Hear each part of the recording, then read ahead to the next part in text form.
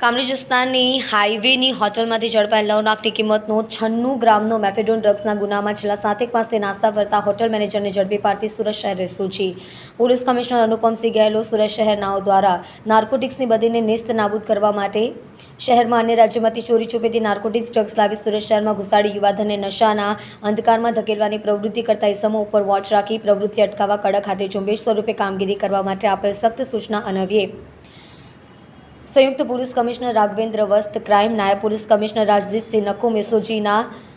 શહેરનાઓના માર્ગદર્શન હેઠળ police inspector એસઓજીની સૂચના મુજબ કામગીરી કરવામાં આવી છે। તે દરમિયાન head constable Jitendrasinh Pravinsinh, head constable Jitendrasinh રણજીતસિંહને મળેલ બાતમીને આધારે ડભોલી વિસ્તારમાંથી શૈલેષભાઈ ભગવાનભાઈ માંગુકિયા, ઉંમર 41, રહેવાસી 166 હરિદર્શન સોસાયટી મહિલા મંદિર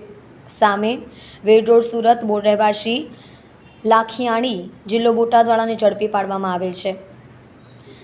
આરોપીએ જણાવ્યું કે કામરેજ કઠોર ગામ ખાતે 13 ઇન સ્કાય હોટલમાં હું મેનેજર તરીકે કામ કરતો હતો। વસીમ ઉર્ફે નિપલ મિર્ઝા તથા વિશાલ પાન પાટીલ નાઓને ઊંચું ભાડું લઈ હોટલના રૂમ ભાડેથી રાખી તેઓના બંને હોટલમાં ડ્રગ્સનો વેપાર કરતા હતા અને પોલીસને રેડ પડ્યું ત્યારે પોલીસે તે બંને તથા હોટલ માલિક મયુરદાન ગઢવીને ઝડપી પાડી તેની પાસેથી 96 ગ્રામ મેફેડોન ડ્રગ્સ કબજે કરી।